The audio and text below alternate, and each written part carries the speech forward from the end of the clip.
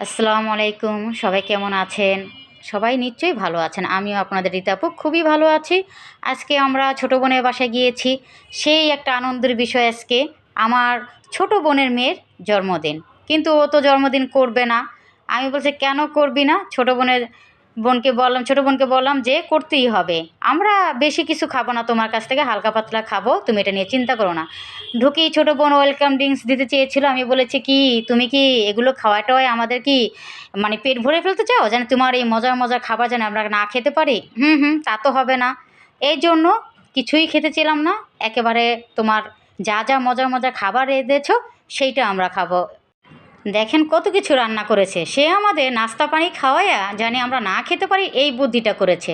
বুঝতে পেরেছি। তাই আমিও বুদ্ধি খাটিয়ে বলেছি, "তুমি এত মজার, মজার খাবার রেঁধেছ। আজকে তো আমি তোমার সব কিছু খেয়ে শেষ করে দিয়ে যাব।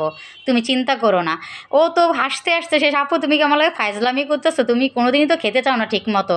আজকে কিন্তু সব কিছু খেয়ে তারপরে যাবা। ঠিক আছে তুমি নাস্তা না খাও তাতে আমার কোনো আপত্তি নেই।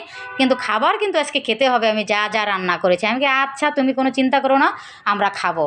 যাই হোক, ওদিক দিয়ে আমার মেয়ে, তারপর ওর কয়েকটা বান্ধবী এরা সব আনন্দ ফুর্তি করতেছে। আমার মেয়ে, সে কি মজা! তারপর ছেলেরা, বললাম, "আর আনন্দ ফুর্তি কম করো, সবাই টেবিলে চলে আসো, তোমাদের খাবার দেই।"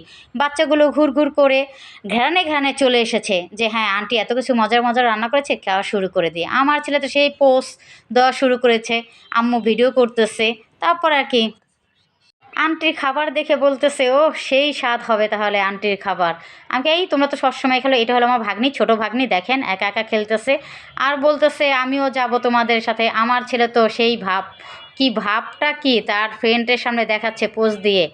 যাই হোক, আমার ছোট বোন এসে বলতেছে আমার মেয়েকে, "এই তুই কিন্তু সব খাবি। তুমি তো কিছুই খেতে চাও না।" আমি বলছি, "আরে না, না খাবে। তুমি চিন্তা করো না।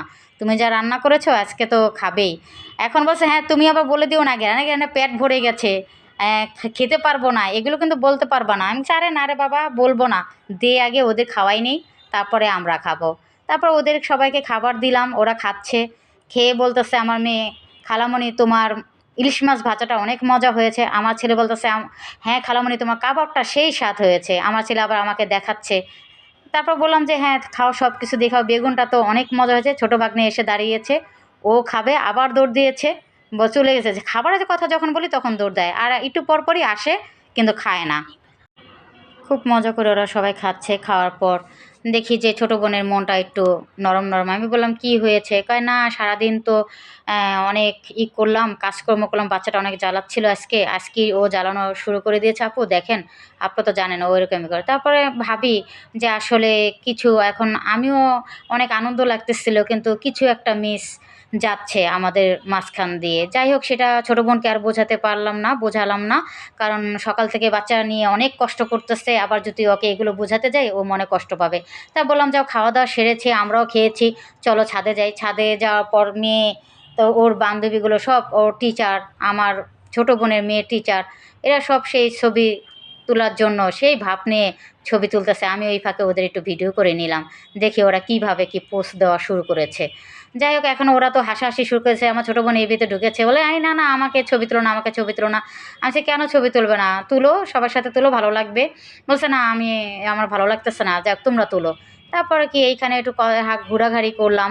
বললাম, "তোমাদের ছাদে তো আগে অনেক গাছ ছিল।" কইছে, "না বাড়িওয়ালারা সব নামিয়ে ফেলেছে ছাদে থেকে। এখন কোনো পুরা পরিষ্কার, এখন কোনো গাছ নেই।" যাই হোক মশা হয়ে গেছিল বলে এজন্য পরিষ্কার করে ফেলছে। এখানে বাচ্চারা খেলাধুলা করতেছে। তা খাওয়ার পর এসে বিকালে একটু ঘোরাফেরা করলেই আসলে ভালো লাগবে। কারণ ঘরের ভিতরে কতক্ষণ আর থাকা যায়। যাই হোক আমাদের ছাদটা তো দেখেছেন অনেক সুন্দর। গাছে, গাছে ফুলে, ফুলে ভরা। ওর ছাদটা একেবারে ফ্রেশ, কোনো কিছু নাই। যাই হোক এর ভিতরে আমরা আবার চলে আসলাম। এসে আমাদের বিকালে নাস্তা দিল। পায়েস রান্না করেছে, চা করেছে। তো সবাইকে আমি পায়েস দিলাম। ওদের সবাই তো মোবাইল নিয়ে দেখেন ব্যস্ত। বললাম, "এই তোমরা রাখো, পায়েস খাও।" চা দিলাম সবাইকে চা খাওয়ার জন্য বললাম, "চা খেয়ে নাও।" পায়েস খাওয়ার পর চাটা খেলাম। এজন্য চাটা একটু মিষ্টি কম লেগেছে। যাই হোক তারপর চাটা অনেক মজা হয়েছে ছোট বোনের চা। অনেক কষ্ট করেছে সারাদিন। তারপর আমাদের যে চা বানিয়ে দিয়েছে। তারপর বললাম ছোট বোনের মেয়েকে নিয়ে আসলাম, আমার ভাগ্নিকে নিয়ে আসলাম যে, "আসো, তোমাকে" আমি আসার সময় একটা কেক নিয়ে এসেছিলাম। বেশি বড় না, ছোট একটা কেক নিয়ে এসেছি। কারণ ওরা কেক এনেছিল, সেটা ওরা পরে কাটবে। সেটা ওরা পরে দেখাবে। যাই হোক আমি এটা দেখালাম। আবার ছোট বোনও বলতেছে যে, "ঠিক আছে তোমারটা নিয়েই কাটাকাটি করো, সমস্যা নেই।" ওর আবার বাটারফ্লাই আজকে খুব পছন্দ ছিল। আল্লাহর রহমতে একই রকম হয়ে গেছে। কাকতাড়ুয়া যাকে বলে। যাই হোক, ছোটো বোনের মেয়েটা অনেক জ্বালাচ্ছে, ও ধরবে ও ধরবে। যাই হোক, করার পর কাটাকুটা করলাম, কেটে সবাইকে খাওয়া খাইয়ে দেওয়ার বললাম, আচ্ছা রাখো, তুমি আর অনেক পোজ দিয়েছো, আর পোজ ধরো না। তখন বলে আরেকটা ছবি তুলি, আরেকটা ছবি তুলি। আচ্ছা ঠিক আছে, তুলো তাহলে। আমার বাড়ির মেয়ে দেখিয়ে দিচ্ছে, এইভাবে না এইভাবে তুলো। যাই হোক, ওরা অনেক ভালো, বলার সাথে সাথে আমার সাথে চলে এসেছে, এজন্য ওদেরকে ধন্যবাদ।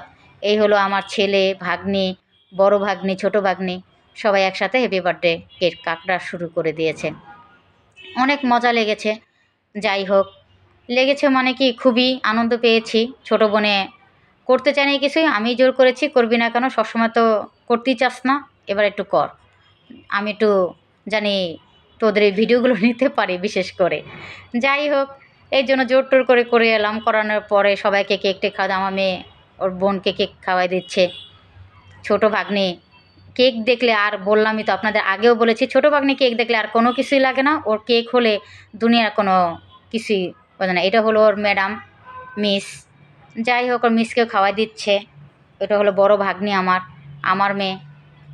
ওরা সবাই একসাথে সেই বলতেছে, আরে ও তো কেক কাটা নিয়ে যা ঝামেলা করেছিল, কেক কাটবেই না কাটবেই না, আমি এসে জোর করে নিয়ে এসেছি, আমার মেয়ে বলতেছে।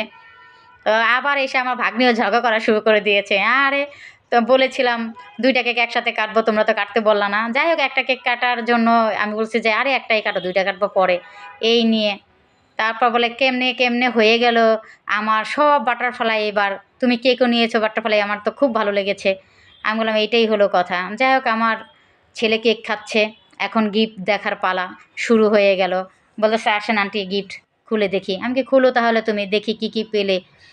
যাই হোক, ওর ম্যাডাম গিফট দিয়েছে বাবুল পাখির। এটা আমার বাসাটা তো এত পছন্দ হয়েছে, আর কি বলবো, খুবই ভালো লেগেছে, খুবই সুন্দর। একটা পুতুল পেয়েছে, অনেক কসমেটিক পেয়েছে সবার কাছ থেকে। যাই হোক, ও আবার প্যাকেট করে রাখতেছে যে এটা নষ্ট হয়ে যাবে।